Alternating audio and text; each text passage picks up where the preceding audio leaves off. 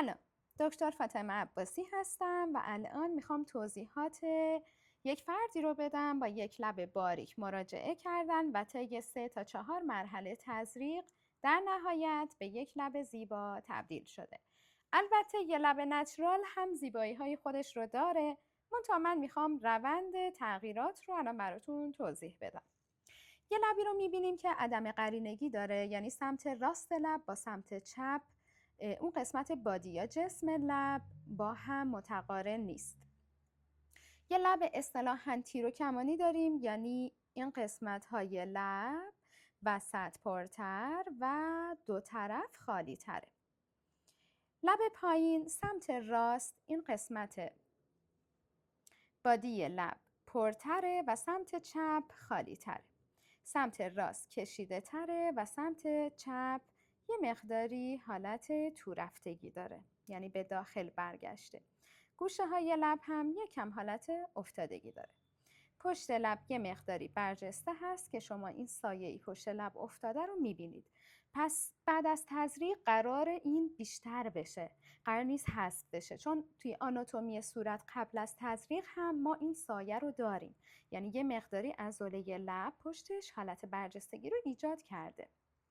خب بعد از اولین تزریق رو میبینیم که این بعد از اولین تزریق ایشون تقریبا چند ماه بعد مراجعه کردن. سمت راست اگر یادتون باشه یه مقداری خالی تر بود و الان بعد از اولین تزریق هم ما میبینیم که سمت راست همچنان یه کوچولو کوچیک تره. حالت تیر و کمانی کاملا اصلاح نشده، ولی لب پایین شرایط بهتری داره. افتادگی های گوشه لب بسیار کمتر شده. سمت چپ لب پایین که به داخل برگشته بود الان نمای بهتری رو پیدا کرده. و الان کاری که باید براشون انجام میشد توی تزریق بعدی این بود که این گوشه های لب پر بشه تا از این حالت تیر و کمونی کاملا برگرده. وسط لب که یه مقداری پوست جدید گرفته این قسمت اصلاح بشه و عدم تقارن لب بالا هم اصلاح شه. توی تزریق سوم میبینید که تزریقی که انجام شده این قسمت های گوشه های لب که حالت تیر و کمونی داشت رو اصلاح کرده. و چون فرد دوست داشته که لب پایین حالت دو تیکه داشته باشه، تزریق به نحوی براشون انجام شده که این خط وسط رو حفظ بکنه. قبل از تزریق اگر یادتون باشه یک کوچولو این وسط لبشون اون حالت دو تیکه‌ای رو داشته و چون ایشون بیشتر دوست داشتن که حالت قلوه‌ای و دو تیکه یا حالا اصطلاحاً چری یا گیلاسی شکل رو بگیره، تزریق براشون با مدلی انجام شد، با متدی انجام شد که این وسط خالی تر و دو طرف پرتر باشه.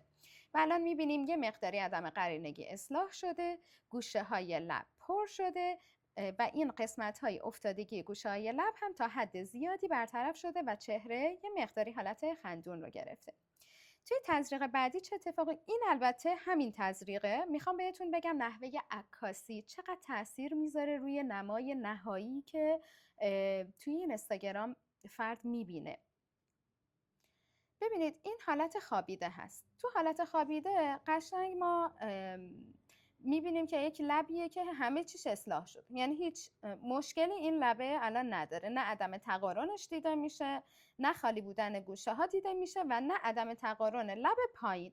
لب پایین همچنان این سمت پرتره و این سمت خالی تره، یعنی هنوز سمت چپ یه مقداری لب پایین به داخل برگشته هست و لب بالا همچنان سمت راست پایین تره، هنوز باید اصلاح بشه. ولی توی نمای خوابیده ما هیچ کدوم از این مشکلات رو متوجه نمیشه و میتونیم توی این اینستاگرام این لب رو پست بکنیم بدون هیچ مشکلی و طرف فکر کنه که چقدر پرفکت کار انجام شده. این همون عکس هست از یک نمای دیگه، یعنی همین عکس رو وقتی که از این نما میگیریم باز هم نقص ها دیده نمیشه.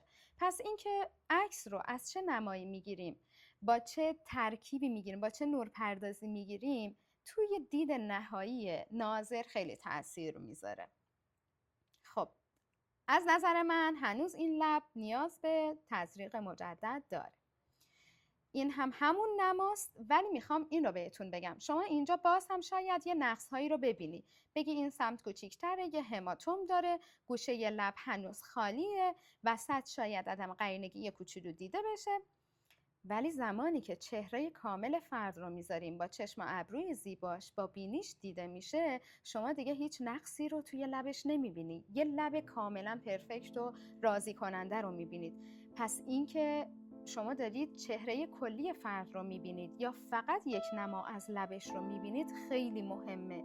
پس توی این اینستاگرام گاهن ما گول میخوریم، فکر میکنیم که اون عکسایی رو که داریم میبینیم خیلی پرفکت و خیلی عالیه و بر اساس اونا انتخاب میکنیم پزشکمون رو، در حالی که شما زمانی میتونی ایرادهای لب رو ببینی که عکس قبل و بعد دقیقاً یکسان گرفته شده باشه توی یک نور خوب. البته که هیچ کدوم از این عکسایی که من گذاشتم کوچکترین ادیتی نداره، ولی گاهن توی اینستاگرام میبینیم که بعضی عکس‌ها ادیت هم داره. خب الان تا یه حد زیادی همونطور که توضیح دادم گوشه های لب حالت خندون گرفته و دیگه اون افتادگی رو نداره، ولی پشت لب همینطور که اول بار روی عکس اول من براتون توضیح دادم، ما پشت لب برجسته هست. ما این نما رو بعد از تزریقات قطعاً میبینیم. پس این ارتباطی به نحوه تزریق پزشک نداره، چیزی بوده که از اول هم بوده و البته شما هر بار تزریق میکنید یک حجم وارد لبتون میشه. پس قطعا ما انتظار داریم یه مقداری لب جلوتر بیاد، ولی در حد معقول اشکال نداره. در حد اینکه جلوی زیبایی شما رو نگیره اشکال نداره، ولی بیشتر از اون میشه اون لب اردکی که کسی دوستش نداره. دقیقاً همون عکس هست، دقیقاً همین فرد و همون روز از یک نمای دیگه که حالت نیمرخ رو می‌بینید. در این حد اگر لب حجم بگیره یه لب نرماله و البته که این ورم هم داره و بعد از رفع ورم و کبودی ها این ورم خیلی کمتر هم میشه و لب یه مقداری حالت تخت‌تر و طبیعی‌تر میگیره. خب این آخرین باریه که تزریق براشون انجام شده. ایشون خیلی تاکید داشتن که لبشون یک لب کشیده باشه، یعنی برخلاف یه سری افراد که میگن لبمون میخوایم جمع و جور باشه، کشیده دیده نشه، گشاد دیده نشه، میخوایم حالت قربه‌ای داشته باشه، ایشون دوست داشتن که لبشون یکم حالت کشیده داشته باشه، بالا این دو طرف که حالت تیر و کمانی داشت برطرف بشه. و این دفعه آخری که من براشون تزریق رو انجام دادم فوکوس کردم روی سمت چپ لب پایین و الان شما نمایی که میبینید سمت چپ لب پایین یه مقداری پرتر از سمت راست است. علتش اینه که روی این قسمت بیشتر کار شده، در نتیجه ورم بیشتری داره. بنابراین بعد از 2 هفته نمای لب بسیار طبیعی و قشنگ میشه. این قسمت میبینید که یه مقداری رنگ پررنگتری داره، برای اینکه این دفعه آخر یه مقداری من تمرکز رو روی وسط لب گذاشتم و این پوست جدیدی هست که لب قراره ترمیم بشه و این قسمت پوستی رو بیاره که همرنگ بقیه لب بشه. این نقاط سفید رو که میبینید بافت طبیعی لب هست، بهش میگیم فوردایس. اونا ارتباطی به تزریق نداره و معمولاً هم از بین نمیرن. این بافت لب هست که قبل از تزریق داخل لب بوده و حالا که هر بار یه مقدار پوست لب اومده بالا، شما این دانه ها رو بیشتر میبینید، این نقاط رو بیشتر میبینید.